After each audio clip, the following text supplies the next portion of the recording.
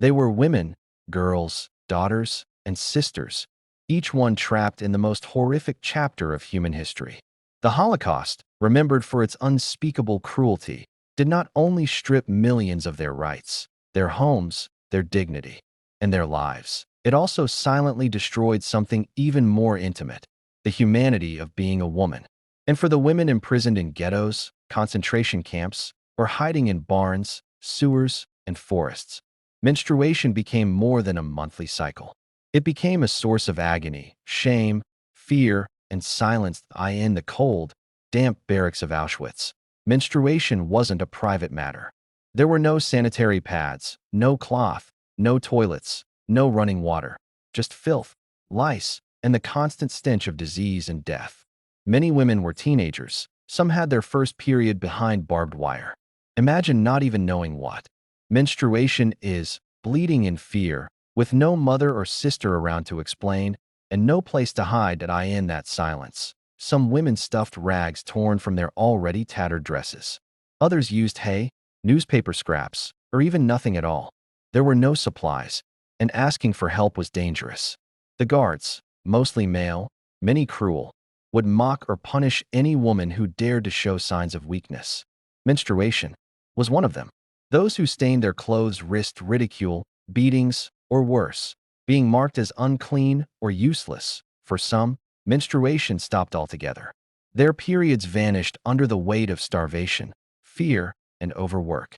Malnutrition and extreme trauma caused amenorrhea, a blessing to some, but a terrifying reminder of the body's collapse for others. Women were stripped of the very rhythm that once connected them to life and creation. Their womanhood became a burden. Their bodies betrayed them. Yet in that silence, hidden acts of kindness emerged. Some older women taught younger girls how to fold scraps into pads.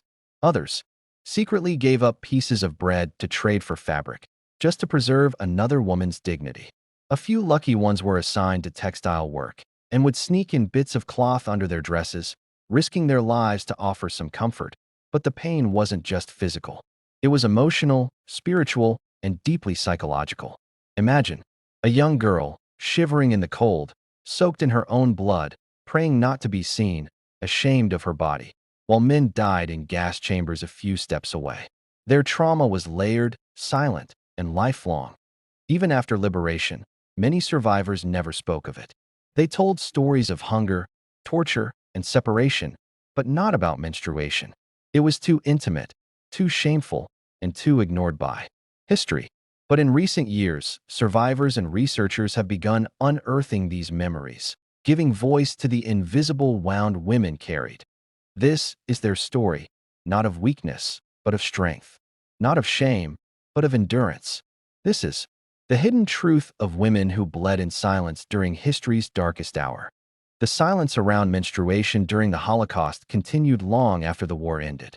For decades, history books omitted this reality. It was considered too private, too shameful, too unimportant in the grand narrative of genocide. But survivors carried it.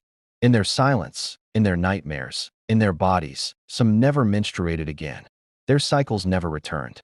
Their wombs had shut down under the weight of starvation and despair.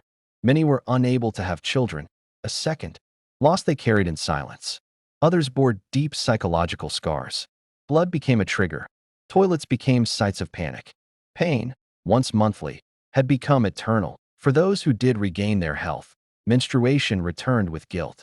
How could one complain about cramps after surviving the camps?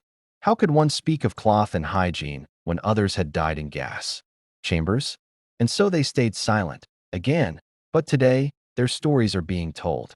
Slowly, bravely, the truth is emerging.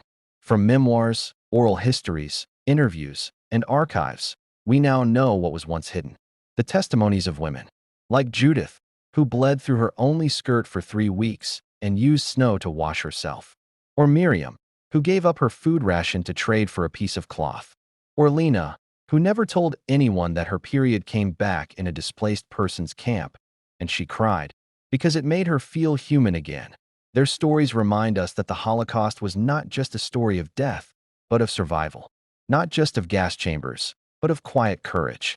Menstruation, something the world sees as ordinary, became an extraordinary act of endurance.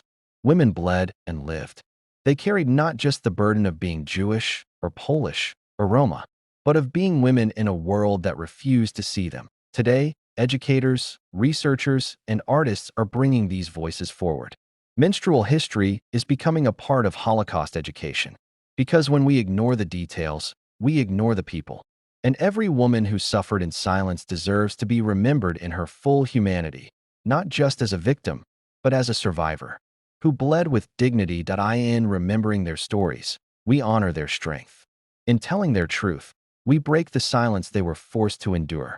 And in acknowledging their pain, we make space for healing, not just for them, but for all women whose bodies have been ignored in history.